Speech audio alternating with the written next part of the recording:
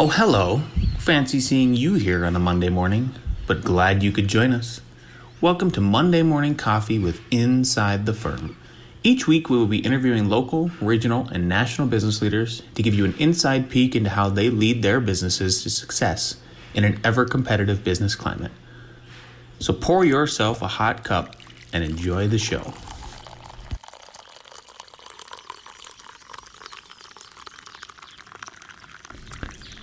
Welcome to another edition of Monday Morning Coffee, Inside the Firm podcast. I'm Alex Gore, and I'm here with Jamie Rowe, right? Correct? Yes, Rowe.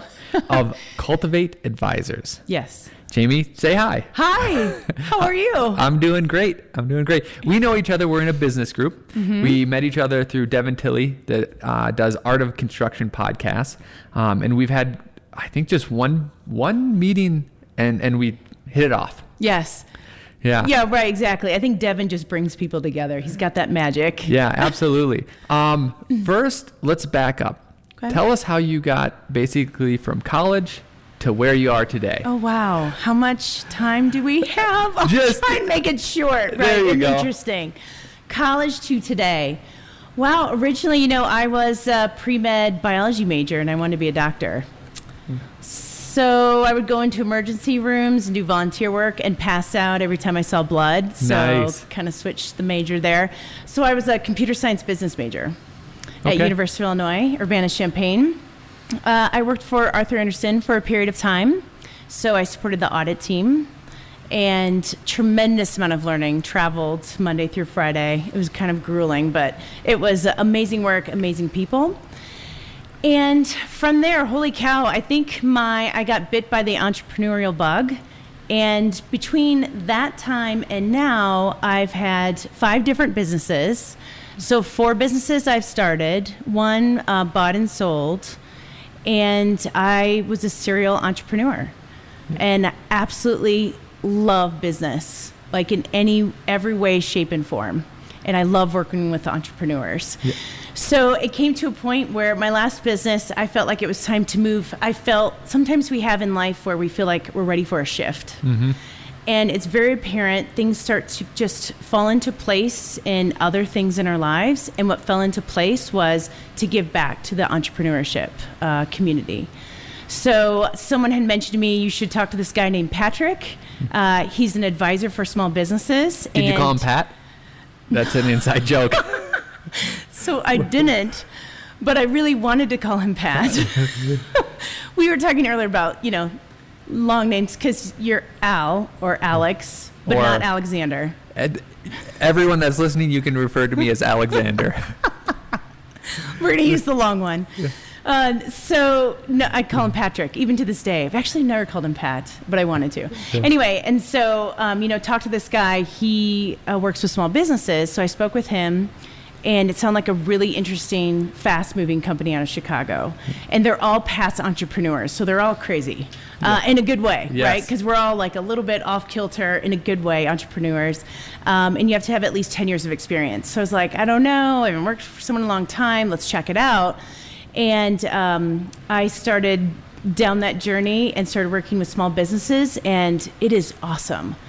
Like, I get the opportunity to look at companies from property managers, interior designers, marketing firms, custom furniture designers. I mean, just such a wide array of different companies that I've just learned so much and had so many moments with my clients too, that it's just very rewarding. Awesome. Let's go back and let's explore some of the businesses that you've started. Okay. What was the transition, and maybe at least 2 of the businesses that you were in that as an entrepreneur? The transition of starting one, and then the transition of deciding to end that and go to a new one. I'm trying to think that would be a good example. So, for example, one company was a pizza box. Pizza printing company. Sorry, I was going to get it all up. Pizza box printing company. Yep. So we used to print pizza boxes from, you think of pizza restaurants here in Longmont.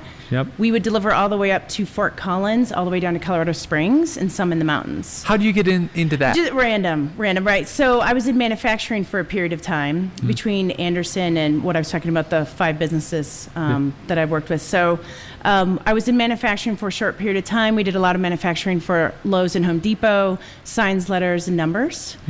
And my father-in-law owned a large distribution company. And so that kind of paired together in that. So I had manufacturing background. So when we were leaving Illinois, moving here to Denver, and we were just looking for companies to buy, and this company came up, and it was the right fit. It had printing presses we knew. It was just a good setup.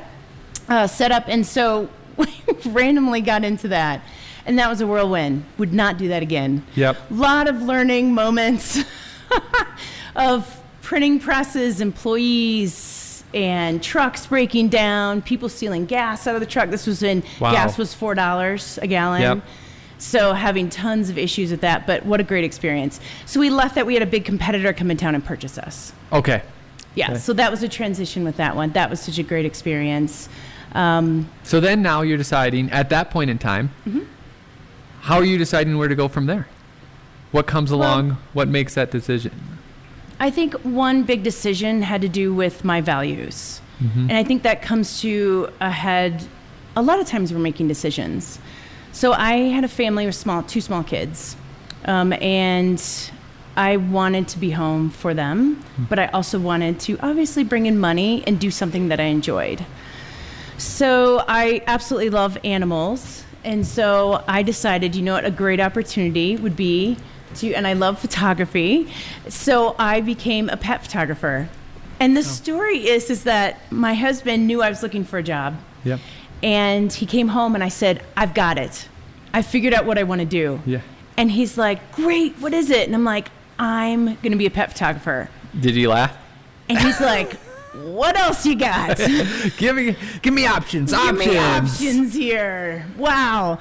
So I did that. I eventually had photographers working underneath me. I made a chance to expand into Chicago. I had 4 photographers under there, and then it just kind of like fell apart. Yep. But another great learning experience. Like when I work with entrepreneurs, I'm like, yeah, I've done that. That's a super bad idea. Don't do that one. But this one, try this one. I've tried this one out. So I have all these great experiences that I can share with them for things like that. That's awesome. Yeah. So right now, your business is helping small businesses, correct? Mm-hmm. There's a couple ways to ask this. What are some common mistakes that you see are holding back companies? Is it all individual, or do you see any sort of theme, like, I see a pattern here? Yeah. I do see a pattern with entrepreneurs, and I think a lot of it comes down to personalities. A lot of times we work on things in our business that we're good at. Like, for example, what's one thing that you know you're just solid on at the business? Me? Yeah, you. Flipping. I can design a pretty building. Okay, you can design a pretty building. Yeah. What's something that you're not so great on? Ooh, nitpicky things that barely matter, and I understand that it's in my opinion. Okay, so nitpicky things that, in your opinion, don't really matter, but to someone else, they could really matter. They could. Right. I don't see it that way. Right. So, in your mind, when you wake up on Monday morning, what do you want to work on? Oh, but to be honest, the answer is the pretty buildings. Yes. But what I also want to work on is there's a task list, and I want to get after my task list also. Right. But if my task list was filled with pretty buildings. Even better, right? Even better. Exactly. So what we tend to do, and just like this, we tend to go after what comes easily, even though there's discipline, like you're disciplined. No, I have a to-do list that I need to do. So I do need to focus on that too. But man, if I could have my choice, I'd be working on those pretty buildings. Yep. So that's what happens a lot with entrepreneurs. Someone who's really great at sales, they go out and kill it with sales. But when it comes to production, maybe they're not so great on that side of it. So sometimes when we're in meetings, they'll say, you know what, I know we're supposed to go over the production schedule and do cash flow projections, the operations things, but I have this problem in sales and I want to talk about it. And I'm like, all right. So there's 2 things happening here. One is we have a cat in a tree that the cat could probably get down by itself. That's our sales problem.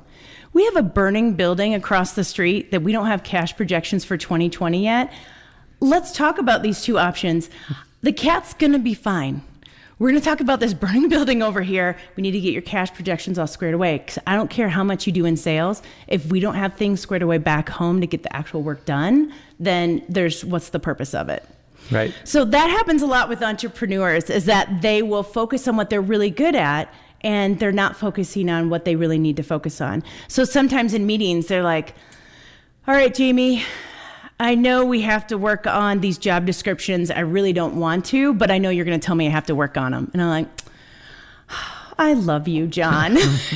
That's what we're going to work on today. Right. So I am changing the focus from an outside perspective, fresh eyes, to focus on the burning building and just letting the cat will be fine. We'll get him tomorrow. Yep. Don't worry about cats is the moral of this story. Yes. Don't worry about, cats are great. Yeah. To cat lovers out there. A coincidence. I came in this morning at, I don't know, it's 5:30 or something like that. And then I heard this meowing and I'm upstairs. Like, why do I hear a cat going, meowing? And there's a cat right outside the balcony because we have rooftop decks that came over and was meowing. And so I let him in because it was cold.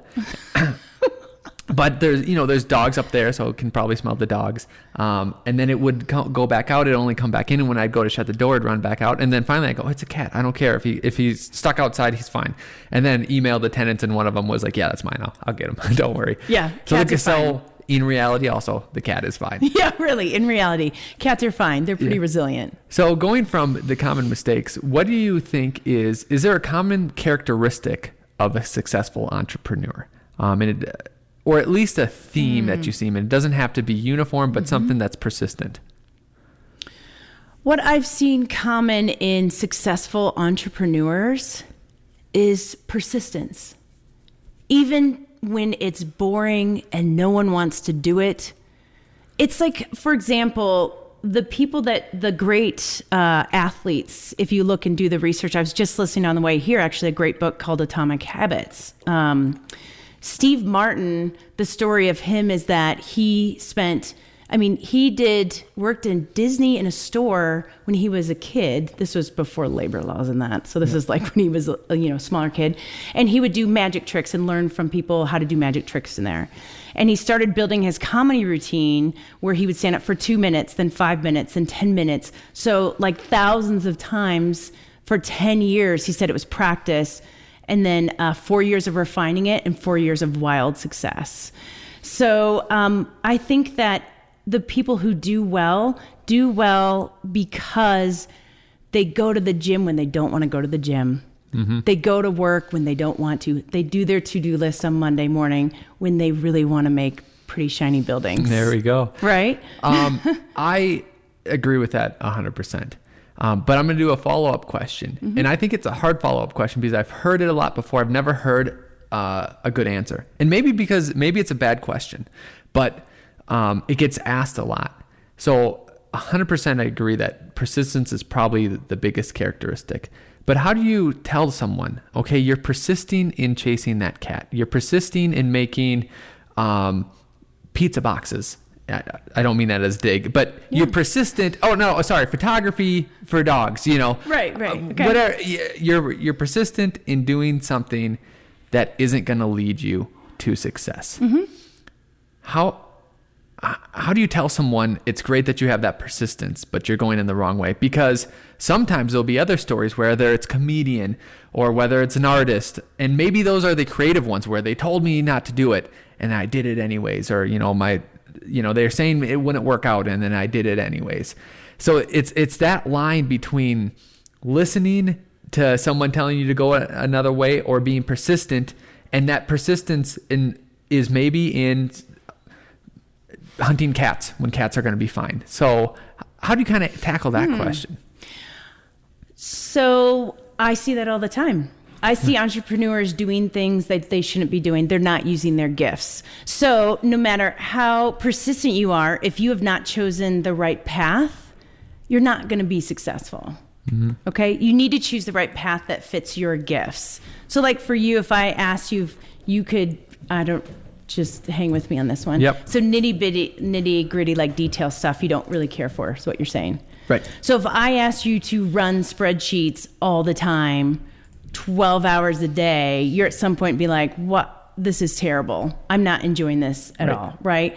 So if you had an entrepreneur, well, if you just keep persistent at it, no, what's going to happen is they're going to burn out. And I've seen that many times with entrepreneurs. They just completely burn out. So I guess my thought is choose the right path and know who you are. Mm-hmm. Like know in your core that I am Alexander. Thank you for that.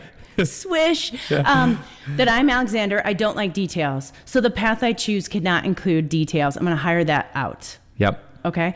So if you choose that right path and then are persistent, you're more likely to be successful. I don't know what percentage, but if you choose a path of details, you're not going to be successful. Right. So I guess it's kind of like a decision tree. Yes. Mapping out on the table with my hands. So that makes perfect sense on a personal level. Uh-huh. Do you have a way to analyze the past on a business plan level?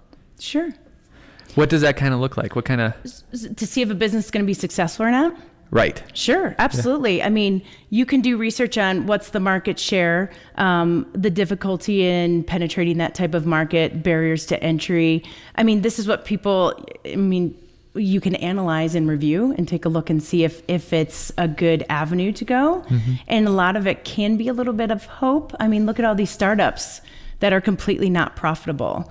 It depends on what your objectives are. Mm-hmm. You know, a lot of companies are not profitable.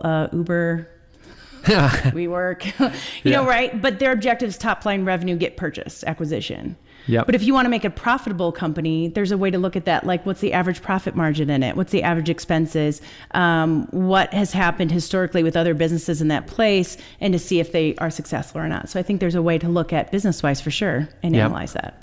Absolutely. Great. Let's go off the beaten path. You said, do any stories come to mind of you working with clients, a success story, or even a failure, disaster story? Maybe they didn't take advice and went down the wrong way, but... Let's not do those. Well, yeah. Okay. So success story, go ahead. Yeah. Any success stories that you have that you think could help people out? So a lot of times when I work with a wide range of entrepreneurs, you know, anywhere from like 500,000 to like 10 million. Okay. Yeah. And they could be a hustler. Hustler is one person all the way up to, you know, a large organization of people. Right. Mm-hmm.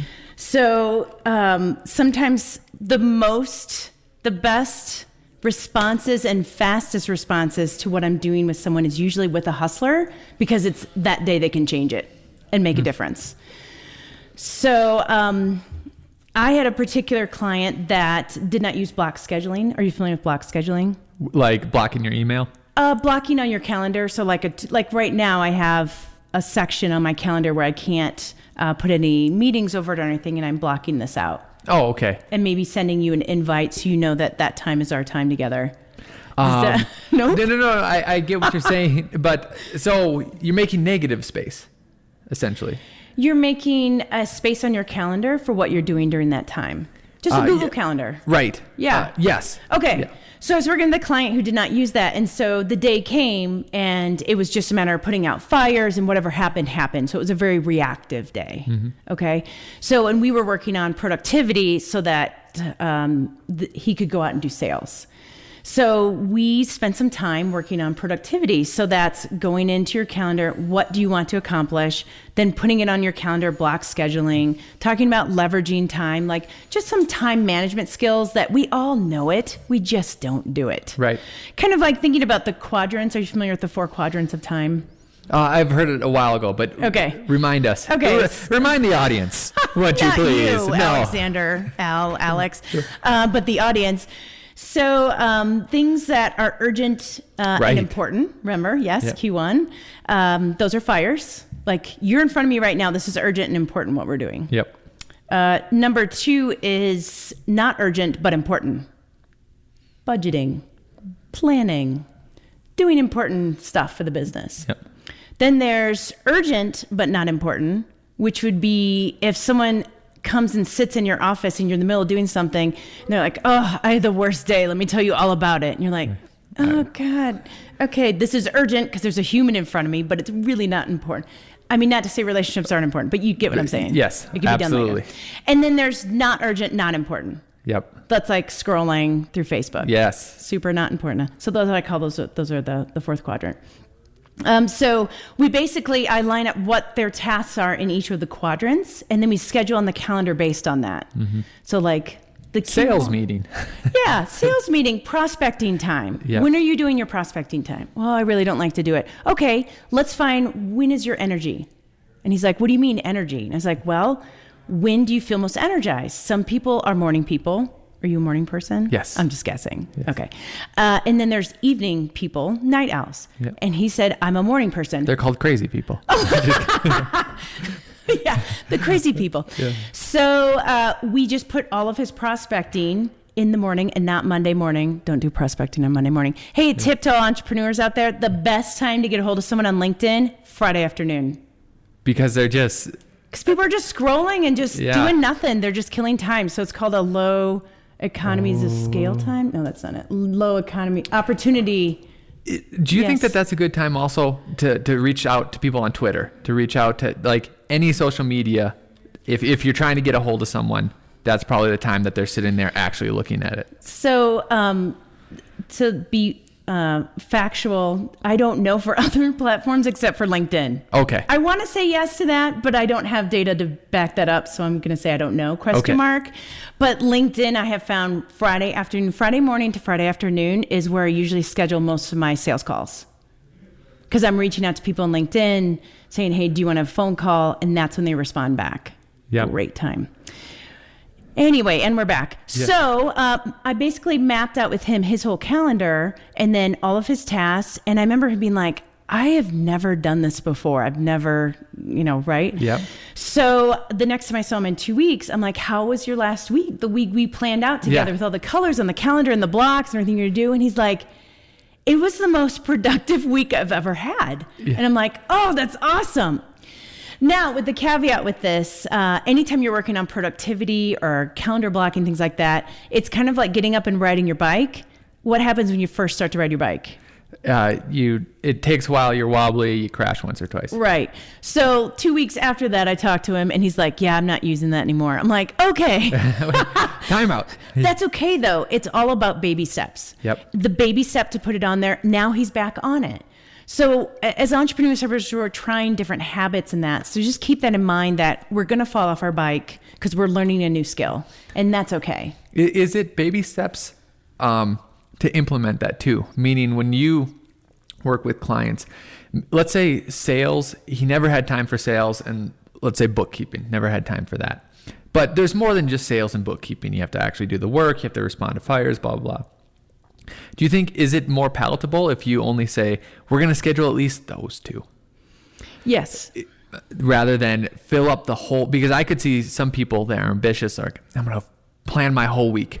And I remember for my thesis, I planned my whole thesis. It took me like 3 weeks to plan out everything that I was going to do. It was all formulated. It looked awesome. And then like 2 months into it, I was like, that's not even close to what's happening. So over plan, I see right? a cat. Yeah. Woo, here we go. So what is the, it's better to plan. Wait, if you don't plan, if you fail to plan, you plan to fail? Yes. That's it. Okay, sorry. Yep. There's a couple around there, but that's right. At least one of them. So who was it? Eisenhower's like create a plan, but be flexible when it actually happens. Yep. So that's something too is, yes, I agree. It depends on who I'm working with. So sometimes I work with very high drivers. And they are happy to move along very fast. They'll get bored if we don't